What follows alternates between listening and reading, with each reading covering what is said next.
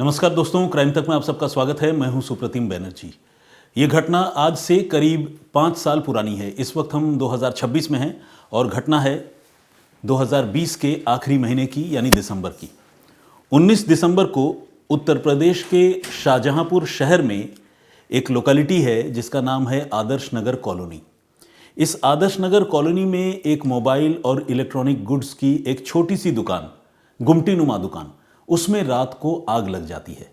आग की लपटें काफ़ी तेज़ थी, धू-धू करके आग जलने लगती है और लोग उसे काबू पाने की कोशिश करते हैं। अल्टीमेटली किसी तरह से लोग आग पर काबू पाने में कामयाब भी हो जाते हैं। अब ये तो नहीं पता कि उस वक्त रात को लोकल लोगों ने पुलिस को इन्फॉर्म किया था या नहीं किया था, या पुलिस को उस बारे में जानकारी मिली थी या नहीं मिली थी, लेकिन पुलिस जो है रात को नहीं पहुंचती है। अगले दिन सुबह पुलिस वहां मौके पर पहुंचती है ये पता करने के लिए कि भाई दुकान में आग कैसे लगी और ये मामला क्या है। तो जब पुलिस उस दुकान के मलबे की तलाशी ले रही होती है और उसकी बहुत बारीकी से जांच कर रही होती है, तो पुलिस को वहां पर दुकान के अंदर एक चौंकाने वाली चीज़ नज़र आती है। वो चीज़ एक बोरी में लिपटी हुई, या बोरी के साए में, बोरी के साथ किसी जानवर के या इंसान के अधजले मांस के टुकड़ों की सूरत में थी। यानी वहाँ पर एक बॉडी पड़ा हुआ था। अब वो बॉडी किसी मतलब मरे हुए जानवर की थी या किसी इंसान की थी, इसका पता लगाना था। दुकान के अंदर आमतौर पर अगर ऐसे किसी इंसान की लाश पड़ी हो या कोई भी लाश पड़ी हो, तो जाहिर सी बात है वो किसी इंसान की होगी, इसी बात की आशंका होती है, क्योंकि दुकान के अंदर जानवर का क्या काम। लेकिन हैरान करने वाली बात यह है कि शाहजहांपुर पुलिस ने उस समय दिसंबर 2020 में तब इस जले हुए मांस के टुकड़ों को जानवर के मांस के टुकड़े बताकर स्वीपर्स की मदद से कलेक्ट करवाया, उठवाया और उसे ले जाकर नाले के किनारे कूड़े के ढेर में फेंक दिया और ये कहा कि ये तो जानवर की लाश है। लोग इस बात से बहुत हैरान हुए। जिस बात पर पुलिस को हैरान होना चाहिए था, जिस पर पुलिस को इनिशिएटिव लेकर जो है उसकी जांच करवानी चाहिए थी, सबूत इकट्ठा करवाना चाहिए था, उस मामले में पुलिस ने घनघोर लापरवाही बरती। इसे आप लापरवाही कहें या हैंड इन ग्लव्स कहें, यानी पुलिस का किसी मामले में मिलीभगत करना कहें, यह नहीं पता, ये आप तय कीजिए। लेकिन पुलिस ने उन मांस के अधजले टुकड़ों को नाले के किनारे फेंकवा दिया और कहा कि यह कोई जानवर की लाश है। लोगों ने जब ये देखा तो लोग जो है वो बहुत गुस्सा हुए, नाराज़ हुए और वो शोर मचाने लगे। पुलिस के खिलाफ लोगों ने विरोध दर्ज किया, प्रदर्शन किया। इसके बाद पुलिस ने यह तय किया कि ठीक है, अब जब लोगों का इतना विरोध है तो एक बार हम इस मामले को फिर से री इन्वेस्टिगेट करेंगे, जांच करेंगे। अब पुलिस फिर से नाला किनारे पहुंची और वहाँ जो भी जानवर का मांस बताकर, जानवर की लाश का टुकड़ा या हिस्सा बताकर जिस टुकड़े को पुलिस ने फेंका था, उसके सैंपल पुलिस ने कलेक्ट करवाए और उसे उठाकर पुलिस ने पोस्टमार्टम के लिए भिजवाया। और पोस्टमार्टम रिपोर्ट जब सामने आई तो वही बात सच निकली जिस बात की आशंका थी, और जिस बात की आशंका वहाँ की लोकल पब्लिक, वहाँ के लोकल लोग जता रहे थे। ये किसी जानवर का नहीं बल्कि किसी इंसान की लाश थी जो बुरी तरह से जल गई थी। अब वहाँ किसी इंसान की लाश का होना और उसका बुरी तरह से जले हुए हालत में पाया जाना, पुलिस का उसे उठाकर कूड़े में फेंक देना, ये सब पूरा घटनाक्रम जो है वो बहुत ही दुखद, बहुत ही अजीब था, क्योंकि इस मामले में पुलिस का रवैया जो है वो कहीं से भी प्रोफेशनल नहीं था। इधर जब लोगों ने ये सब कुछ देखा, ऑब्जर्व किया, तो पास में ही एक जगह है जिस जगह का नाम है फतेहपुर रेती। ये भी शाहजहांपुर में पड़ता है और फतेहपुर रेती जहाँ पर पड़ता है उसका जो लोकल पुलिस स्टेशन है उसका नाम है आरसी मिशन पुलिस स्टेशन। तो फतेहपुर रेती में एक परिवार रहता है। उस परिवार के मुखिया का नाम है रामावतार यादव। रामावतार यादव का बेटा इत्तेफाक से उन्हीं दिनों से लापता था, गायब था। अब जब रामावतार को ये पूरा घटनाक्रम पता चला कि एक दुकान में एक लाश मिली, उसे जानवर का बताकर फेंका गया, फिर उसे जब कलेक्ट करके उसका पोस्टमार्टम करवाया गया तो वो इंसान की लाश मिली, पता चली, ये सब सुनकर रामावतार का दिल जो है वो बुरी तरह धड़कने लगा, वो घबरा गए। उनको लगने लगा कि कहीं ऐसा ना हो कि उनके बेटे के साथ कोई अनहोनी हो गई हो, क्योंकि उनका बेटा उसी समय इत्तेफाक से गायब हुआ था, गुम हुआ था। अब रामावतार जो है वो पुलिस थानों के चक्कर काटते रहे और पुलिस जो है लगातार रामावतार यादव की फरियाद को अनसुनी करती रही, टालती रही। पुलिस से रामावतार यादव ने कई बार कहा कि हुजूर, वहाँ मौके से अगर कुछ मिला है तो हमें वो दिखाइए जिससे हम उसकी पहचान कर सकें कि वो मेरे बेटे का है नहीं है। लेकिन पुलिस ने रामावतार को हर बार थाने से भगा दिया और एक बार भी उसकी अच्छे तरीके से सुनवाई नहीं की। उस पीड़ित आदमी की, जो अपने जवान बेटे को खो जाने के गम में तड़प रहा था, उससे सीधे मुंह बात तक नहीं की। इस सिलसिले में हालांकि कुछ महीने गुजरने के बाद 15 फरवरी को 2021 को जाकर रामावतार यादव का जो बेटा था अभिषेक यादव, उसकी गुमशुदगी की रिपोर्ट पुलिस ने लिख ली थी। लेकिन ये भी मेयरली एक फॉर्मेलिटी थी और इसके अलावा पुलिस ने उस मामले की जांच में कोई भी सिंसियर या सीरियस एफर्ट नहीं की। नतीजा ये हुआ कि ये मामला ठंडे बस्ते में चला गया और रामावतार यादव रोज़ थाने के चक्कर काटते रहे, इस उम्मीद से कि मेरे बेटे के बारे में आज नहीं तो कल कुछ पता चलेगा। इस बीच थाने में चक्कर काटते काटते, पुलिस वालों से बात करते करते, पुलिस वाले भी रामावतार को पहचान गए थे।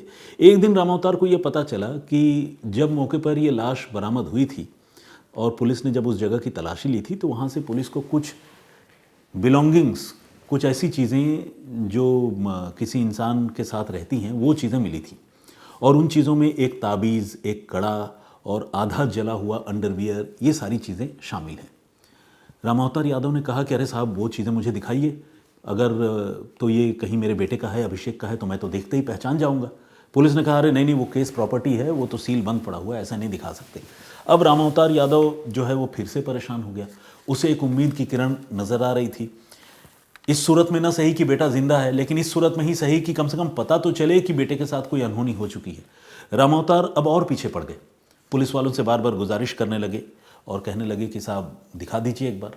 आखिरकार 2 साल बाद 5 अक्टूबर 2022 को बड़ी रहमदिली दिखाई और रामावतार यादव को उस पोटली को खोलकर ये दिखाया कि उसमें पड़ा हुआ कड़ा, ताबीज़ और अंडरवियर वो कैसे दिखते हैं, उनकी मेक क्या है। और जैसे ही रामावतार ने ये सारी चीज़ें देखी, वो फपक फपक कर रोने लग गया। उसे जिस बात का डर था ये वही है, वही हुआ। असल में ये सारी चीज़ें उनके बेटे अभिषेक की थी और एक पिता अपने बेटे के ताबीज़, कड़े, कपड़े, सारी चीज़ों को पहचानता है। माँ भी पहचानती है। ये बहुत करीबी रिश्ता होता है, इमोशनल बॉन्डिंग होती है। माँ बाप पर क्या गुजरी होगी आप समझिए। जवान बेटे की गुमशुदगी के मामले में इधर उधर भाग रहे थे। 2 साल बाद उनको कन्फर्म हुआ कि उनका बेटा जो है वो जलकर मर गया था और लाश को पुलिस ने नाले के किनारे फेंकवा दिया था। और अब वहाँ से जो चीज़ें बरामद हुई थी वो पुलिस उन्हें अब 2 साल बाद दिखा रही थी। रामावतार के सिर पर बिल्कुल आसमान टूट पड़ा। वो बहुत दुखी हुए और इसके बाद उन्होंने पुलिस से इंसाफ की मांग और तेज़ कर दी। वो फरियाद करने लगे कि हुजूर, मेरे मामले में कुछ कीजिए, मेरे बेटे की मौत का मामला है और मुझे लगता है कि मेरे बेटे के साथ कोई ज़्यादती हुई है, किसी ने मारा है, आप कंफर्म तो कीजिए। पुलिस ने कहा कि अरे ये कड़ा ताबीज़ देखने से क्या होता है, कंफर्म तभी होगा जब इस मामले की डीएनए जांच होगी, क्योंकि वही साइंटिफिक एविडेंस होगा।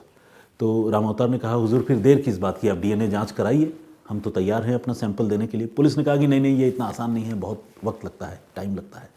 लेकिन इसके बावजूद जब रामावतार तो पहले से ही पीछे पड़ गए थे, पीछे पड़ते भी क्यों नहीं, जब वो लगातार कंसिस्टेंट तरीके से पुलिस के पीछे पड़े रहे और पुलिस से गुजारिश करते रहे कि मेरे मामले की सुनवाई कीजिए, तो आखिरकार पुलिस ने उसके भी 1 महीने बाद, मतलब अक्टूबर को तो इन्होंने ये चीज़ें दिखाई थी, नवंबर 2022 को उन्होंने डीएनए सैंपल कलेक्ट करने का फैसला किया। पुलिस के पास ऑलरेडी अधजले लाश के टुकड़ों का कुछ सैंपल प्रिजर्व था, प्लस ये जो उसके बिलोंगिंग्स थे वो सारी चीज़ें भी पुलिस के पास थी।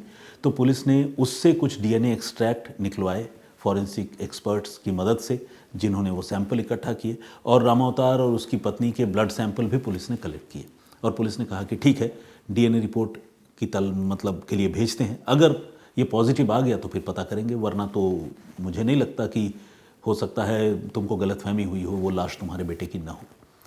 तो इतने दिनों से रामावतार दम साधे हुए इंतज़ार कर रहे थे, अब वो फिर से इंतज़ार करने लग गए और ये इंतज़ार शुरू हुआ नवंबर 2022 से। अब डीएनए रिपोर्ट आएगी, अब आएगी, अब आएगी। 2022 से होते होते अब मामला 2026 में पहुंच गया। यानी जब से गुमशुदगी हुई थी तब से लेकर अब तक 5 साल से कुछ ज़्यादा दिन गुजर चुके हैं। अब जाकर डीएनए रिपोर्ट आई है और एक बार फिर से सबके चौंकने की बारी है। वो ये कि वो लाश, वो अधजला मांस, वो सब कुछ अभिषेक यादव का ही था। और ये पूरा सर्कमस्टांसेस, ये पूरा सीन ऑफ क्राइम इस बात की तरफ बहुत मजबूती से इशारा करता है कि ये मामला बहुत प्री प्लान्ड मर्डर का था, साजिश का था, जिसमें प्लानिंग करके अभिषेक की हत्या की गई और उसकी हत्या करके गुमटी के साथ साथ उस नौजवान लड़के की लाश तक फूंक दी गई, जला दी गई और उसकी हालत ऐसी कर दी गई कि उसे देखकर पहचानना मुश्किल था। तो बहुत ही गहरी साजिश थी, क्योंकि जो लड़का अपने घर से निकला हो कुछ देर पहले और फिर उसकी इस तरह से लाश किसी गुमटी के अंदर मिले, खुद उस गुमटी का जो ओनर है, मालिक है, वो जो है उस लाश को देखकर पहचानने से इनकार कर दे, डिसोन कर दे, तो आप समझिए कि ये कितनी गहरी साजिश है। अब माँ बाप को पुलिस ने बुलाया कि भाई आइए, डीएनए रिपोर्ट आ गई है, वो तो आपके बेटे की ही लाश है, आपको कुछ कहना है। अब माँ बाप ने फिर से जो है शिकवा शिकायत की शुरुआत की।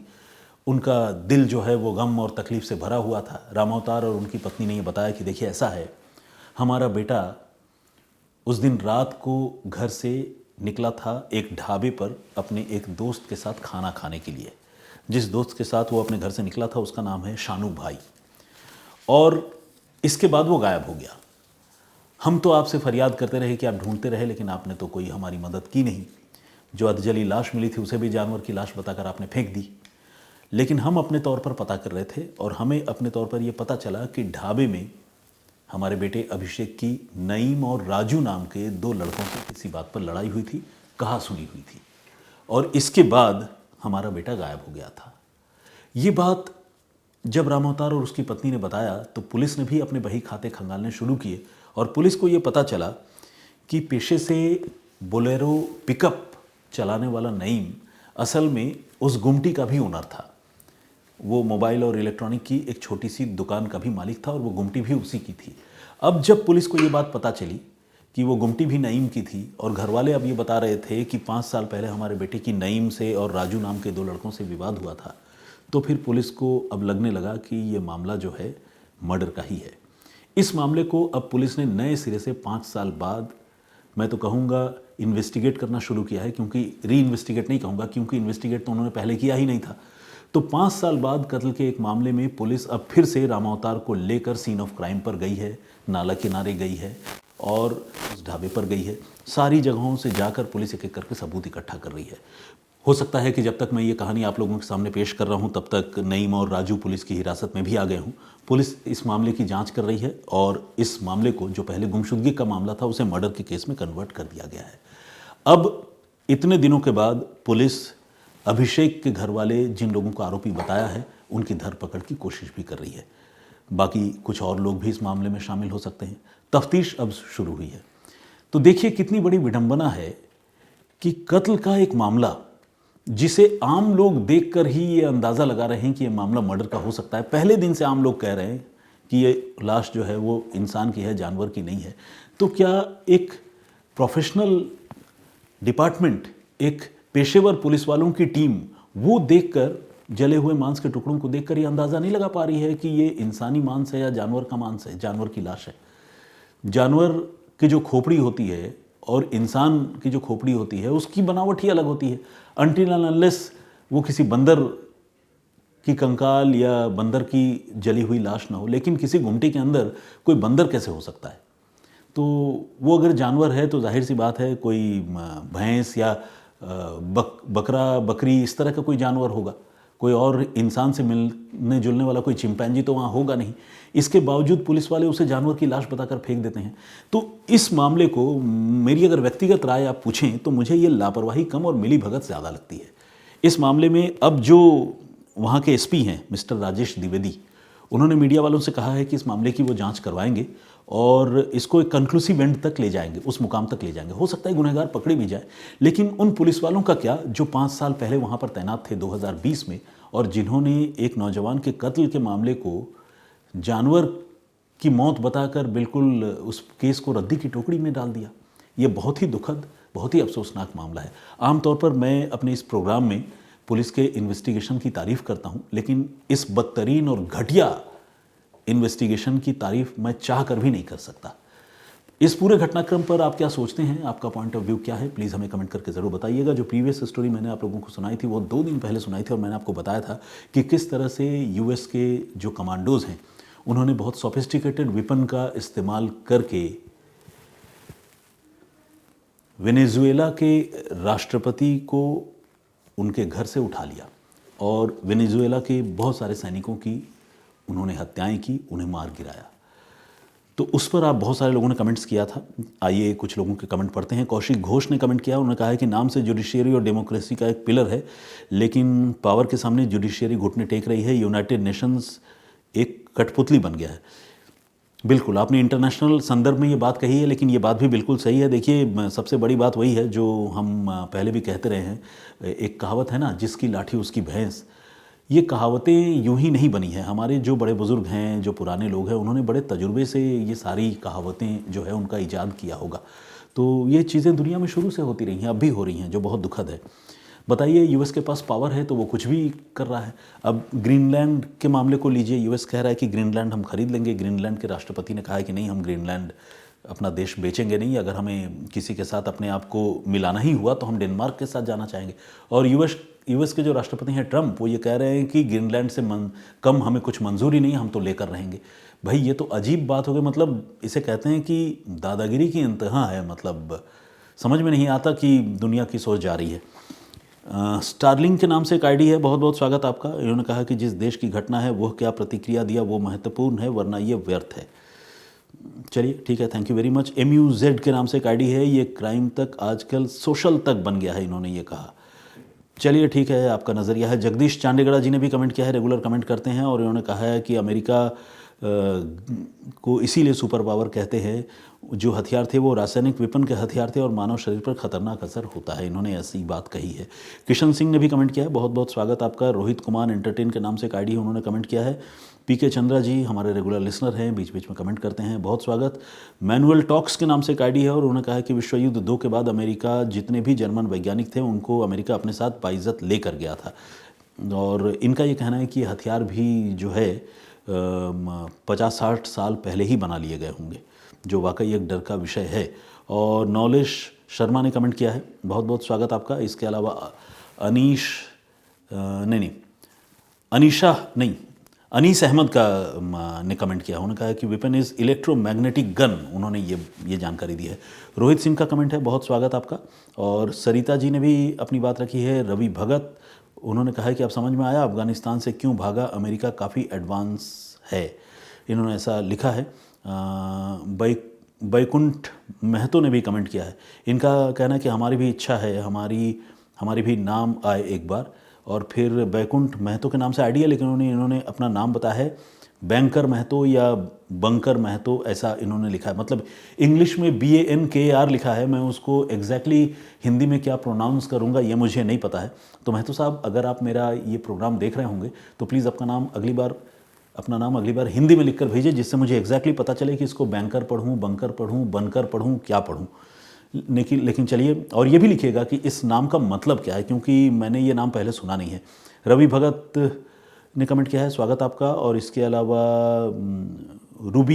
रुबीना जमील का कमेंट है, इन्होंने मुझे करेक्ट किया है कि सर वेनेजुएला नहीं, वेनेजुएला है। चलिए ठीक है, thank you very much. Sandeep Rose का कमेंट है, RUMLEX एक आईडी है, और उन्होंने क्या कहा है कि पोस्ट करने में भी ट्रंप जी उठा लेते हैं। अच्छा, इन्होंने एक मतलब ह्यूमरस कमेंट किया, उन्होंने कहा है कि क्या मीम वगैरह पोस्ट करने से भी ट्रंप किसी को उठा लेते हैं क्या। मतलब सरकास्टिक कमेंट है, लेकिन अमेरिका और ट्रंप की दादागिरी जो है उस पर इन्होंने चोट की है। और इसके अलावा परूप श्रेष्ठा जी का कमेंट है, और रणदीप राजकुमार ने भी कमेंट किया है। सनत रे नहीं, मैं नाम और सरनेम एक साथ जुड़ा हुआ है तो वो पढ़ नहीं पा रहा हूँ। तो एनीवे